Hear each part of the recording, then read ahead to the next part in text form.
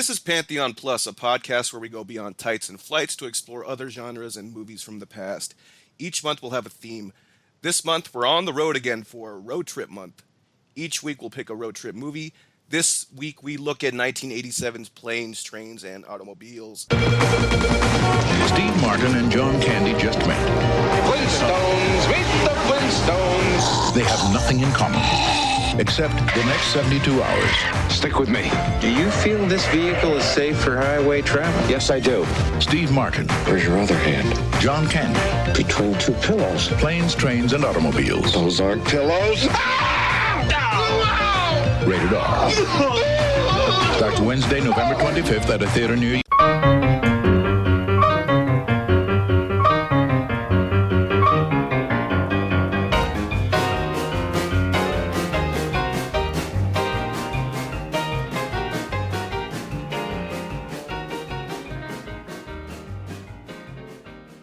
My name is Brian the Brain. You can find me on Twitter at Brian the Brain. You can find additional episodes of this podcast through Apple Podcasts, Stitcher, Spotify, and all your favorite podcast apps through the real world. We strongly encourage you to leave a 4 or 5-star review to help people discover the show and the great work that the folks at the real world are doing. If you would like to interact with us or send feedback, you can do so by following us on Twitter at Hero Pantheon. My co-host for this week and every week this month will be Jerome Cuson. He can be found on Twitter at JeromeC1985. And it's road trip month, and it's kind of weird considering we're in a pandemic, but I recently went on a quick little road trip to Vegas, did some social distancing, played some crazy bets, and won. Stayed away from everyone else. I even went to the casino floor for about half an hour and just played a horse racing game in front of nobody. And there was literally no one around me at 4 in the morning, so that was great. And I was using hand sanitizer and all kinds of stuff, so it's a different time, but it's kind of cool to see how road trips were in the past, I guess, if you want to call it that. So here we are. We're going to start it out with a classic. It's a Thanksgiving classic, even though it's the month of September, with Planes, Trains, and Automobiles. And it's got two of my favorite actors, Steve Martin and John Candy. And I'm a John Hughes mark, so I don't know about you guys, but I'm excited. And this is his 5th movie.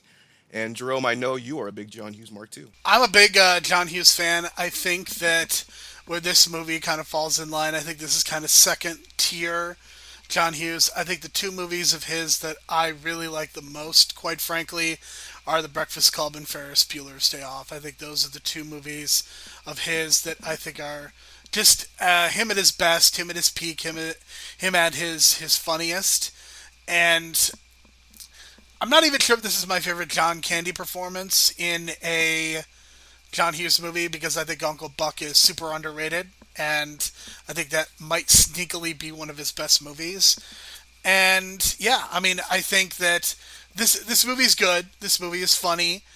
I don't think it doesn't totally work for me like some other John Hughes movies have, because, I think there's something about, I think John Hughes, some of his movies, especially Ferris Bueller's Day Off, take on an almost cartoonish quality to them. And I think this movie seems to go a little bit too far in that direction. But when you've got 2 performers like Steve Martin and John Candy, a movie like this is just going to work, because the thing about what makes these 2 guys so good is that they're so consistent. I think with so many other comedians, there's a lack of consistency sometimes in their work and in their mannerisms and their behavior, and you just don't get that with these 2. I mean, these 2 are as rock solid as it gets when you get them into a movie. And of course, John Candy passed away too soon. I mean, it's been 26 years since his passing, and Steve Martin really doesn't do a lot of movies anymore. And maybe that's kind of a good thing, because sometimes it's better to leave out on top as opposed to doing what some comedians end up doing and staying too long, and then you're Chevy Chase and you're still doing terrible movies when in the 90s and the 2000s. Yeah, I like how Steve Martin kind of picks and chooses his roles. And he'll do occasional TV spots and come back to SNL and still kind of be modern. And with John Candy, man, I remember watching Cool Runnings as a kid and just loving that movie. And then hearing that he died like the same year, I think it was, right? And just it kind of was just hard for me as a kid, because it's like I really liked him as an actor. And it sucks because you can tell, like, at that point, between probably around this time period up until 93, he was probably at the peak of his powers, man. He was just all over the place in terms of drama and comedy, and he can take that range back and forth, and you can see it here clearly, and I think he did a tremendous job in this movie. So yeah, this was John Hughes' fifth directorial effort. What's interesting is that people assume that he directed Pretty in Pink, which is one of the other ones that I haven't seen yet. But he actually didn't direct Pretty in Pink. The movies he directed before this were 16 Candles, Breakfast Club, Weird Science, and Ferris Bueller's Day Off. Some of his other stuff I didn't even realize. I didn't even realize that I watched another one of his movies when I was a kid. Curly Sue. He wrote and directed that with Jim Belushi, John Belushi's brother. But it's amazing that I watched that in theaters and I didn't even realize it was a John Hughes movie. But it just goes to show you, man, John Hughes has a lot of influence on our childhood. A lot of '80s stuff, even early '90s. Home Alone, wrote that. You mentioned Uncle Buck.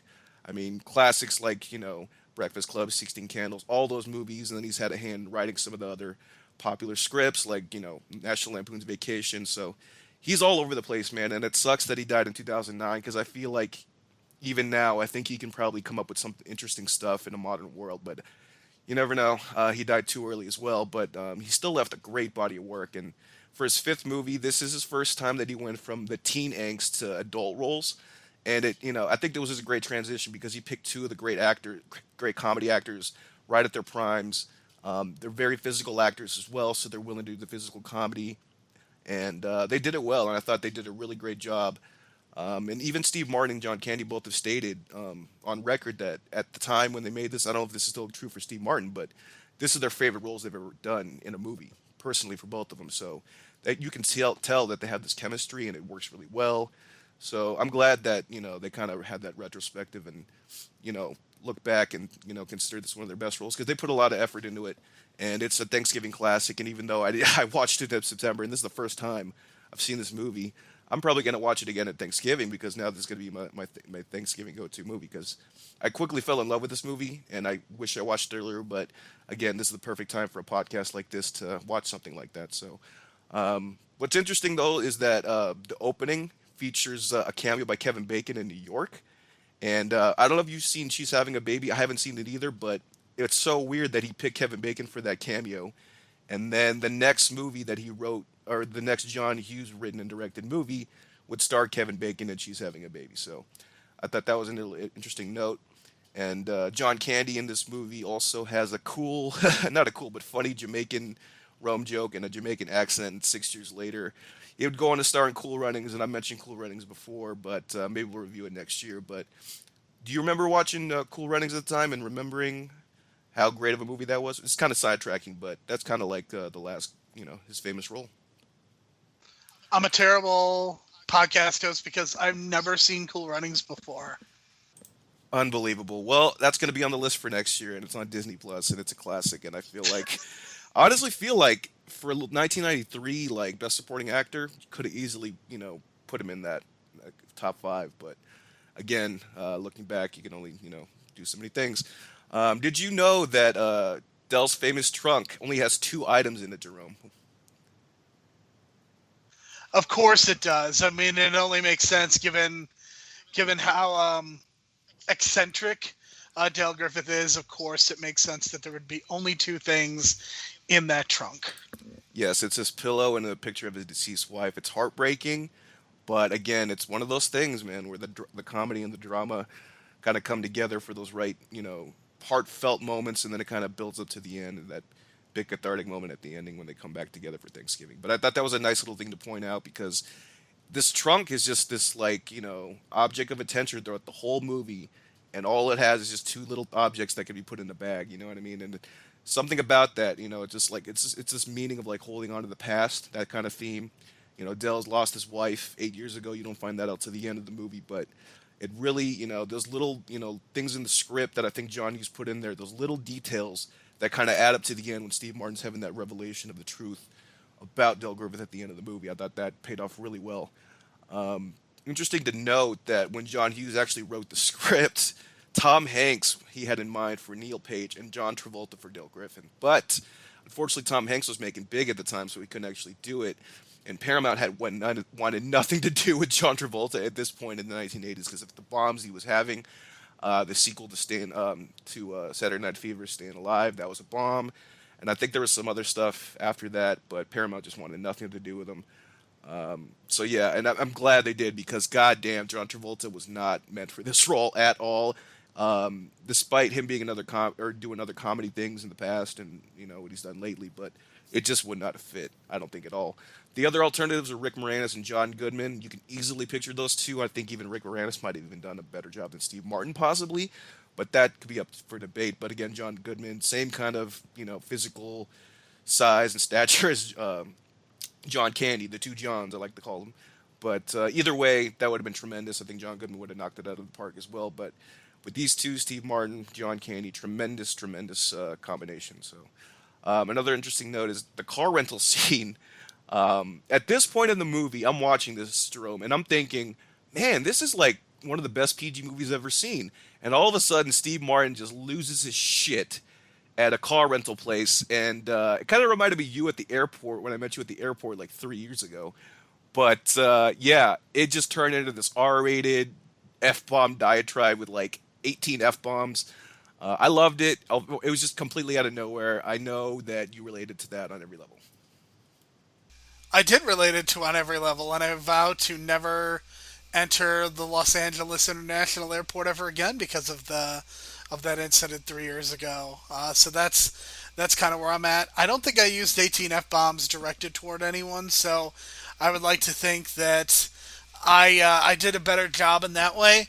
But to be fair, I mean that clerk was on the phone and clearly using it for personal reasons, and I think I've kind of come all the other on the other side of believing the customer is always right. But in that situation, it's the day before Thanksgiving. It's at a very stressful holiday. I mean, you got to be there. You got to be fully aware of what's going on. And I am a firm believer that I'm allergic to working over Thanksgiving weekend, and that's why I'm going to stay working in academia in perpetuity, so that I don't ever have to work Thanksgiving weekend anywhere for any reason, because it sucks. And I'm just relieved I don't even have to travel for Thanksgiving this year. So just a huge relief on my part, especially with the COVID and all that jazz. I'm just going to be in Chicago, so there'll be no yelling on my part either, as far as that goes. And you mentioned John Goodman potentially being in this movie. One of the things that brings up is I don't think he was necessarily the John Goodman that we know and love now. And I almost wonder if it would have been a little bit too dark.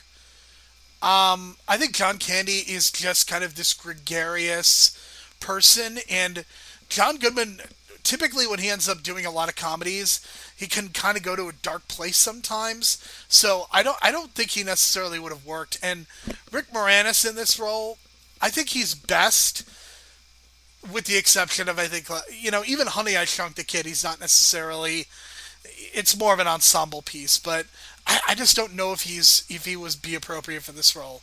I think, to me, you are getting Steve Martin pretty much at his peak, at the peak of his powers. He would go on to have a number of successes in the next decade, including Parenthood and a bunch of other things. So, I think you're pretty much getting these two at the top of their game.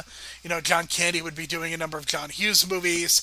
He'd be doing a lot of big cameos and things like Home Alone and Rookie of the Year. So to me, you're getting these two guys right at the peak of their powers. And I think that's exactly why this movie works. And I think, for John Hughes as both a writer and a director, I think he's just coming off of Ferris Bueller's Day Off, and quite frankly, that probably was his peak. So you could argue he's probably on the downside just a little bit, but it's easy to see why this movie works. And I think the best part of this movie is that it is 92 minutes. It is not a time waster. I feel like so many comedies now, it's almost like they feel obligated to go 2 hours, sometimes more than 2 hours, because of the improv and the actors and the performances. It was so refreshing to watch this movie and it only be 90 minutes. Yeah, it's amazing too because there's been this discussion of like the Snyder cut and all those things, and even rumors of a Schumacher cut, a Joel Schumacher cut of I think it was like 2 hours and 40 minutes of Batman Forever, which we don't need. But people are just starting to realize that directors have a lot of director's cuts that never get seen. It's just the first rough cut. The first rough cut of this movie was 3 hours and 40 minutes, and John Hughes edited it down to 2 hours, and then after a test screening, he cut it down to 90 minutes, and it's just perfect like that. This movie did not need to be 2 hours and 40 minutes, nearly 3 hours, not like that at all. There was probably a lot of filler stuff, but the stuff that applied to the main plot they left in, and it just flowed so well, and it's a quick 90 minutes. And by the time I realized the movie was almost over, I was like, "Holy shit! This movie went super fast." And I thought the pacing was great. And you're right, 92 minutes is right on the money for this. Nothing more, nothing less. So, yeah, and it's also interesting that I chose this because I chose this lineup of movies. I don't know, like 3 months ago, and then the week of this recording, when we're recording this, we have an announcement for a remake starring Will Smith and Kevin Hart, with the script being written by Isha Carr. And I don't know if I'm Mystic Mac or not, because when I did go on that Vegas road trip, I did make a lot of crazy bets. And one, I did bet against the Lakers wearing a Kobe Bryant retro jersey. And I don't know if that altered reality or whatever, but the next day Trump's brother died. So I don't know. I don't know. But maybe I am Mystic Mac, because what crazy timing. Yeah, it is pretty crazy timing. I think it's worth noting Aisha Carr has been a producer and writer on Brooklyn Nine-Nine, so you are getting a female perspective with this screenplay. So I think that's a positive thing. I think the issue for both you and I, though, ultimately is, like, what is the point of just remaking this movie? The first version of this is so well done. It's pretty iconic. It's pretty much repeated ad nauseum around Thanksgiving. There's no reason for this to exist. And I am not somebody who believes that you just don't remake movies, because I do believe that there are cases where you can remake movies and it works and it's perfectly acceptable. I think of an Ocean's 11 is probably the best example. The original version is not very good. It's basically the Rat Pack just being drunk in a movie together. But then the movie that gets made in 2001, I think, is amazing, and that's one of the reasons it made the list made my 100 favorite movies of all time list. And it's just really unfortunate that they're going to remake this and not just do a road trip movie, because I think it would be perfectly acceptable to just do a road trip movie starring these two people. Kevin Hart is not someone that I'm a fan of, but he is undoubtedly a box office star. He is undoubtedly someone that gets people to go to the movie theater still, and that's a very valuable thing to have. Will Smith's power, I think, is waning to an extent, but it's very clear that Bad Boys for Life proved that people are still willing to go see a Will Smith movie, especially if he's teaming up with someone else. So I am very dubious of whether this could work or not. But as Brian and I were discussing on air, and this has been suggested by other people, so we cannot fully take credit, the only way I would be interested in seeing this movie in theaters is if Will Smith plays the John Candy role and Kevin Hart plays the Steve Martin role. 100% agree. We're so used to Will Smith playing the cool guy. So it would be a first to see him in that nerdy kind of annoying kind of role. Maybe not nerdy, but, him playing the Carlton Banks of the movie. You know what I mean? Just that's something unique and I think interesting. I wouldn't be surprised if they kind of subvert the whole title of it and change the name to something different. But yeah, because if you just kind of market it as a road trip movie with Will Smith and Kevin Hart, people are still going to see it no matter what, even if they didn't know it was a remake of Planes, Trains, and Automobiles. You know what I mean? So we'll see how the marketing goes on that. But don't be surprised if things kind of change, and then you get this, little credit at the end is, loosely based on, Planes, Trains, and Automobiles by John Hughes. So don't be surprised. Let's kind of go on to what still works in this movie. I think what really works well is the whole journey. The fact that the journey starts in New York. He's an ad executive for marketing. I love the fact that his boss doesn't say a fucking word, and he's just like, looking at these ad layouts, and 2 hours later they have no answer. And the fact that the boss never says a word and we just see him, I think that's great. That's a great sight gag and just really, well thought out and just very, on point with these New York businessmen, 80s, 90s New York businessmen that are probably still like this today, so who knows. But the fact that he went from New York, he was trying to get to Chicago, right? But he ends up in Wichita, Kansas, which is even further out than Chicago because of a snowstorm. and then ends up with John Candy, whom he meets prior on the plane. Actually, no, he met him in the streets of New York because John Candy stole his cab. So then they end up in Wichita, Kansas, and then they share a room, and things go haywire. And then they get on the train, and things go haywire. And then they get on the bus. They ended up finally getting to Chicago 2 days later. From actually, they went to Wichita, Kansas, to St. Louis to Chicago. Just an insane journey, and things get worse and worse. And I kept thinking, like, this still happens today. Shit still like this happens today. Even with the advent of cell phones, there were no cell phones in this movie, obviously, but still, like, all these travel woes still happen. Luckily for me, I haven't been on a travel journey from hell like that before. The furthest I think, or the craziest I've ever done, was L.A. to San Jose for WrestleMania 15, and I had to go on a train to a bus to another train. Not nearly as crazy as this journey, and I feel so bad for these characters, but that's the whole point, and you get that sympathy, and it's just tremendous. Um, I don't know. Do you have a quick story from hell, journey from hell, from one location to another, where everything just keeps I going mean, wrong? I mean, not necessarily wrong, but I certainly traveled to China, and there were multiple trips that did have to do a plane, train, and automobile. So I'm certainly somebody who has done this, and it's taken me between all three of those modes 16 hours to get from place to place. Thankfully, I did not have to deal with any snowstorms. I think the biggest nightmare that I've ever had, or LAX, the incident that we mentioned earlier, is probably one of the biggest travel nightmares that I've ever had, because I mean that just really really sucked. But thankfully, I guess I've been lucky. The other thing is that I don't really like to travel, like I said, around Thanksgiving, and Thanksgiving is just a pain because everybody is trying to go somewhere, and it is extremely unpleasant. The airport is an extremely unpleasant place to be at Thanksgiving, especially that Wednesday, the day before Thanksgiving. That's probably the worst.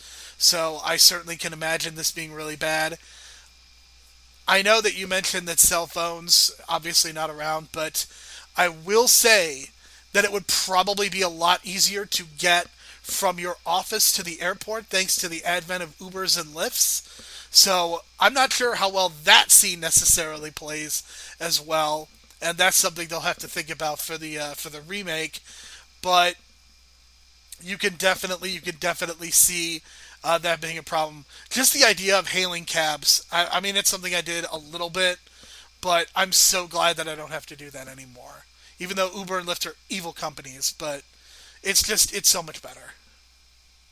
Well, we got Mystic Jerome over here because according to this email that I got today, Lyft and Uber are going to suspend ride shares uh, today in California because California is trying to make them go legit and do the whole independent contractor to under contract deal going on. So they're doing the WWE thing and they're holding out, and now there's not going to be any lifts or rides or Ubers in California for right now, as of this recording. So good timing, Jerome. Well, I think that they're going to be ride shares regardless. I mean, Uber and Lyft have set the model, and hopefully we can get more ethical companies behind it now.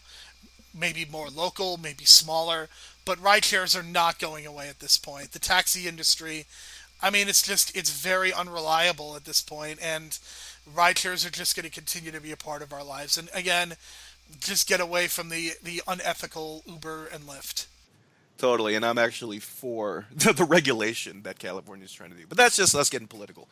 But again, what still works in this movie is the incredible chemistry and performances, like we mentioned, Steve Martin and John Candy. I think would really, I don't know, something about that bed scene where they're sharing the bed, and Steve Martin gets out of the bed and starts screaming at him, and John Candy looks like he's about to break down and cry and holds it all in. And then a minute later, Steve Martin takes his jacket back off and just go back into the bed. Oh man, that was great, and that whole sequence was just amazing and cathartic, and he was just so frustrated. But that just shows you everything about these two characters in that one scene, I think, and I thought that was a great job. And to me, that's one of the strongest scenes in the movie. I don't know, what's one of your favorite scenes in terms of their chemistry? I know that kind of stands out for me. I think it's the scene in the car after they have to exit the car and get the trunk and it blows up and they just are sitting around and laughing. It's just I think that is also a very cathartic moment because it's one of those things where so many things have gone wrong up to that point that there's literally nothing that you can do except laugh. And I think you get yourself into these absurd situations. And I think that is a very real thing that sometimes, in order to prevent yourself from crying, you just have to laugh at the situation at a certain point. And I think that was kind of what that scene was a realization of. And I think it's just a really great scene. I think the other scene that I want to make mention of is the scene on the train where Neil kind of comes to the realization of what has happened with Dell and his wife. And I think that's a very powerful moment because I think you've had a lot of hijinks, you've had a lot of comedy, the movie's gotten loud, there's been some swearing, there's just a lot of stuff that's been going on.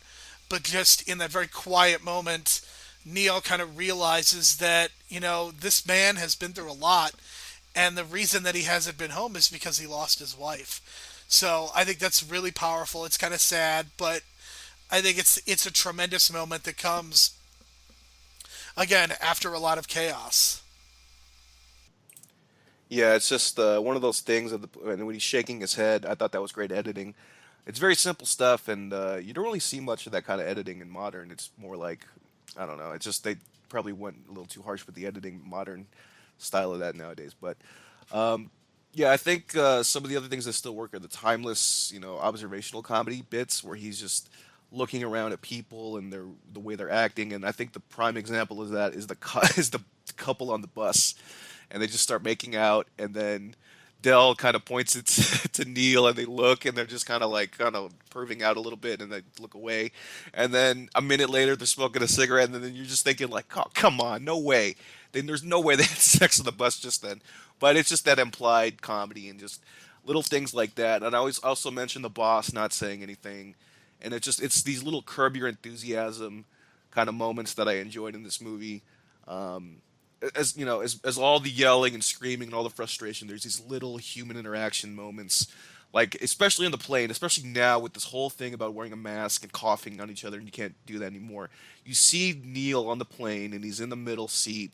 The dude on the right of him is like coughing and then sleeping on him, and then John Candy's leaning on him, and it's just like, oh, you know what I mean? And I'm thinking like, oh, there's no way, no way. Even when I went to Vegas, I stayed completely away from people. I stayed in the back seat while my buddy drove in the front. You know what I mean?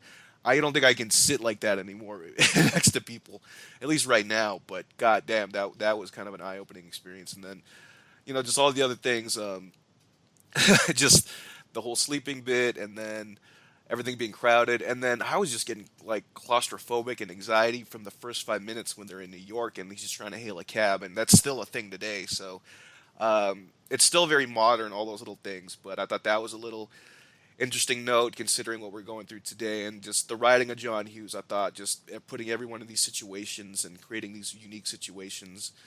And it feels like we've all been there. When you watch this movie, it's like we've been in these situations, and when we travel, you know what I mean? Especially with groups of and friends and stuff like that. So it's very relatable. I thought the script is so relatable. Um, and then, I especially love Neil Page, Martin just blowing up every 20 minutes and just having these moments. I thought that was great writing as well.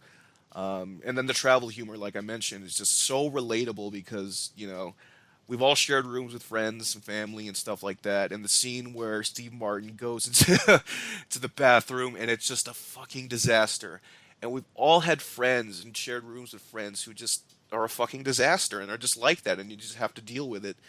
And the poor guy needs a towel, and there's no towels, and we've all been there because we're sharing rooms and stuff. So I thought all that stuff still works today. It's very indie wrestling to have, and I'm saying this tongue in cheek, but just one bed and sharing a room with one bed, multiple people. In this case, it's two instead of seven. Talking about You Evolve, but yeah, just all that stuff is still relatable today. I think observational humor and focusing on the human condition, that's always going to play a lot better than kind of pop culture humor. It's 33 years later, and I think there are certain aspects of this movie that haven't aged as well, and we'll get into those, I'm sure, in the next section. But I think the reason that this movie still predominantly works is because we still experience some of the same travel woes that we would in 1987, and certainly Uber and Lyft would make things a lot easier in some cases, but you're not going to be able to go from St. Louis to Chicago in an Uber or Lyft. So you would still need to either get a bus, a train, or get on a plane. So that's just the reality of the situation, and with how crowded these places are, and it's very clear that John Candy has a specific point of view on class structure. If you look at how well behaved people are on the plane versus how well people are not behaved on the bus, I think there is some not so subtle commentary going on there. And even the friend that gives them a lift, not the company lift, but driving them in his truck from their hotel to the train station.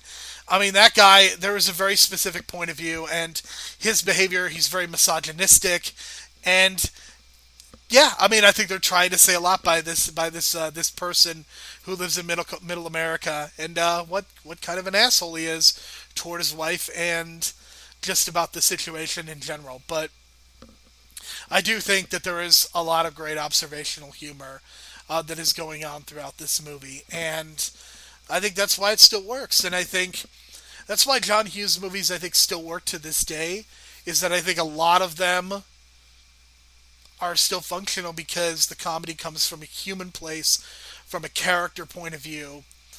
I mean, Home Alone probably isn't a good movie as much because a cell phone would definitely rectify that situation a lot more.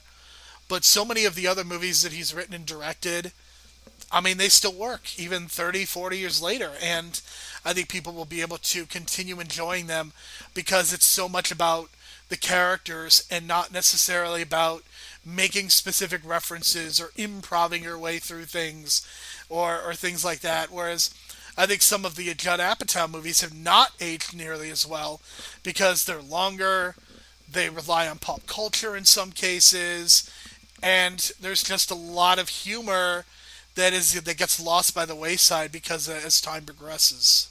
Yeah, I think that's one of John Hughes' things is talking about class, and I think that's one of the themes in Pretty in Pink, and of course in Breakfast Club, and probably I'm not even thinking of all the other themes in his other movies, but that seems to be some kind of background theme that he has, which I like because he seems like the whole middle class America thing, but always still showing the different classes and whatnot, especially in the '80s, like the whole yuppie thing. You kind of see that in the Kevin Bacon character for that 2 minutes, but again, that's just kind of John Hughes and the way he kind of shows classism. So, and again, we mentioned the 90-minute runtime. I think that's another thing that still works tremendously well. So overall, a lot of things play out really well in this. Some things that don't work for me personally, I think the ending is a little lackluster. I feel like the fire should have happened, I don't know, maybe 10 minutes before the ending instead of like 20, 30. Because I feel like that felt like the ending, you know what I mean? But all of a sudden it kind of had this kind of, not anticlimactic, but it just kind of lackluster. I mean, I do love the scene on the bus, or the train when Steve Martin's having that revelation. But I just feel like it should have been kind of closer with that fire, because that kind of fire represented the whole end of their journey in my, like, visually kind of thing. But I don't know. I just kind of would have put it in a different place. I don't know. I think that the issue that I have, not necessarily with the ending, I like the fire, I like the train sequence. It's the cop interaction that feels like it's a step too far. I think that specifically is where my issue is. Yeah, that was a good cameo by I forget his name, but he's from Spinal Tap. Do you know his name offhand? It is Michael McKean because he was on he's on the first few seasons of Better Call Saul, and you can go and listen to Real Bad from last week. Kevin Ford and I discussed the first season of Better Call Saul. An amazing plug there. An amazing plug. But I get that, because that kind of did slow that part of the third of the movie down for that 5 minutes. But yeah, and then the other thing is the shower curtain ring gag. I don't know. I wish they picked something else, because I just find that totally unbelievable. Because I mean, you don't need a salesman for that, even in the 1980s. So I don't know. And the whole car rental thing, where he gets dropped off 3 miles away in the lot and the car's not there. I felt like they were setting that up where he's going to reveal that John Candy took his car, but I guess they just kind of left that open. But I find it really hard to believe, and I know it's a comedy and whatnot, and it's physical comedy, but there's no way a rental car place would drop someone off 3 miles away and just let them walk back. I don't know. It doesn't seem right. And I know in the modern era, it's just like a single lot, and you just go to the lot, and that's it. But I don't know. Was it that different back then? I have no idea. It doesn't work for me now. Corporations don't care about us, Brian. So I could absolutely believe that they would drop someone off 3 miles away and just not give a shit whatsoever. So I I don't know. It's really hard for me to decide on the plausibility of certain situations. I think COVID has kind of broken my brain because I was always the person that believed in horror movies that people couldn't be that stupid. But I've realized in the 6 months of COVID that, you know what, Brian? People can be that stupid. Yes, and Idiocracy is another movie that we can possibly talk about next year. But in this case, I think that kind of wraps it up for me in terms of what doesn't work. Anything else that doesn't work for you? There's some gay panic going on the morning after the good bed scene. They have a really just a weird, like very clearly just I don't know what they're going for. I mean, they're very clearly going for something comedic, but they're kind of cuddling in bed, and then they immediately I feel like really dirty. And Neil even mentions watching a Bears game because he's got to reassert his manliness, and that is probably the scene that has aged the absolute worst in the last 33 years because that's just something that I think if that happened today, there would just be a million think pieces on it, and I think people would be really, really unhappy with a scene like that if it happened in 2020. So I think that almost more than anything else, I think that scene has aged the worst given the context. Yeah, I agree with that. And that whole manliness thing with the Bears, I thought that was a little kind of weird considering. But, again, this is, the 80s and they didn't really know how to approach that. And I don't know if that was supposed to be like anti gay or whatever. But again, this is, different context, different time. But they're definitely going to cut that. I hope they cut that from the modern version and just not even acknowledge anything related to that. So overall, I'm giving this an 8 out of 10. It's an instant holiday classic for me. I can't believe I watched it this late in my life, but now I guess I have a Thanksgiving movie to go to, or my go-to Thanksgiving movie. I never really had one, I guess.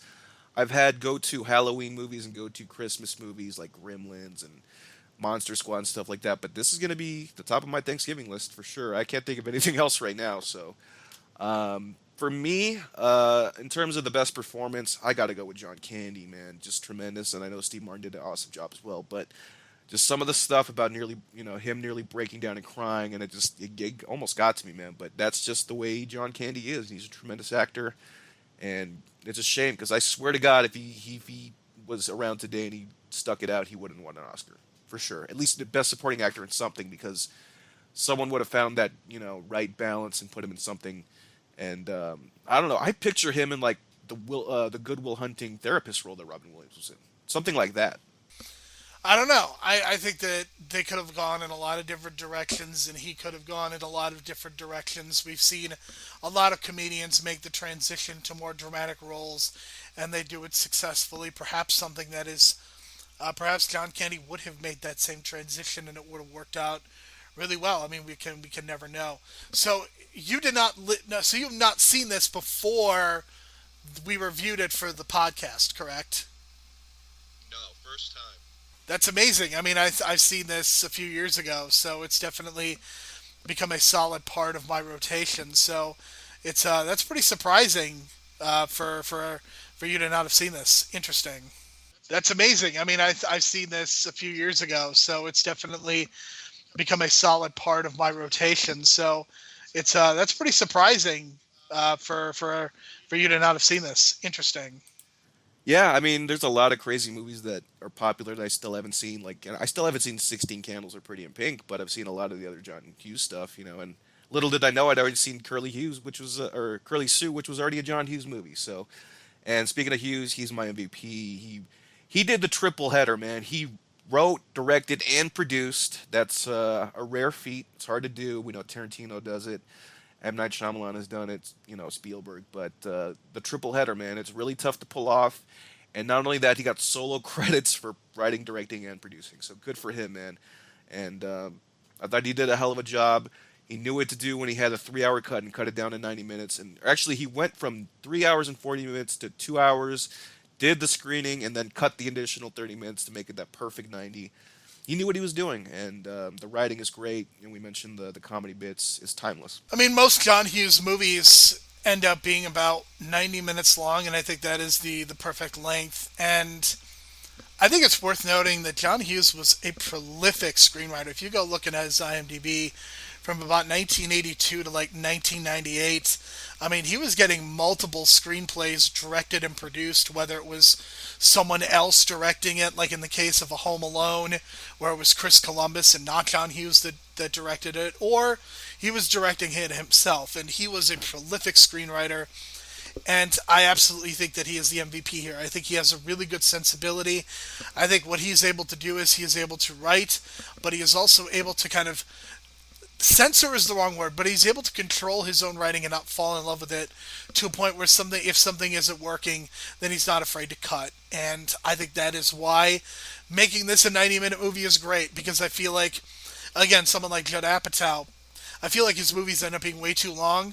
I mean, there's no reason that a movie like The King of Staten Island needs to be 2 hours and 17 minutes. That is a movie that should be an hour and a half to an hour and 45 minutes. And specifically with comedies, I think that's where most of them should land. I have a hard time believing that comedies should be 2 hours unless they're including some more dramatic elements or if there's an action element to them. But for the most part, they should be about this length. So John Hughes always excelled at that. And for me, the best performance, I think, is Steve Martin. I certainly can understand why you would give it to John Candy, but for me, I look at Steve Martin as somebody who doesn't get the credit that he deserves as an actor, because I think that playing the lead in a comedy can be really tough, and playing this particular character can be really tough, because I think it's really easy for Neil to become much more unlikable than even Del. And I think that he is able to bring a lot of charm to this role that in some other actors' hands, I think it could have turned around and been to their detriment that they behave like this. But, you know, they really do a good job of building to that scene where he uses the 18 F-bombs. And I think you can at least sympathize with him, if not totally understand where he's coming from. But yeah, I think that for me, Steve Martin is the MVP because, again, just being in that lead role, it's really tough. Yeah, either way, you know, I'm cool with either way. I mean, there's no objection for me, but totally worthy of this praise. And yeah, I love Steve Martin too because the first movie I remember of Steve Martin because of the time frame was Father of the Bride, and I saw it on VHS with my family. And I wasn't used to Steve Martin being this physical comedy guy, and then I saw The Jerk later on, and I was like, "What? This is the same guy?" So yeah, credit to him, man, because he can have that balance too. So credit to Steve Martin. Another interesting connection and related to next week. So John Hughes wrote a movie. He didn't direct it, but he wrote a movie that was dear and lovable to my heart as a kid, Beethoven, with the dog and everything. And it starred Charles Grodin. And next week, we're reviewing a movie starring Charles Grodin. Also directed by Martin Brest, which we just reviewed his movie, Beverly Hills Cop. Everything's connecting, man. Everything's connecting. So next week, we're going to review Midnight Run. This came out in 1988. I've heard nothing but good stuff about this movie. All over, like, just from the way that it's written to the whole buddy comedy thing to the performance of Robert De Niro and his exploits in comedy. So I'm excited, man. I've heard great things about this movie. It's short. It's not truly too long. It's like 2 hours. It's a comedy. So I'm excited, man. And Martin Brest, this is hot off the heels of Beverly Hills Cop. So everything is just fitting together nicely in this podcast timeline. It certainly is. Hashtag it's all connected.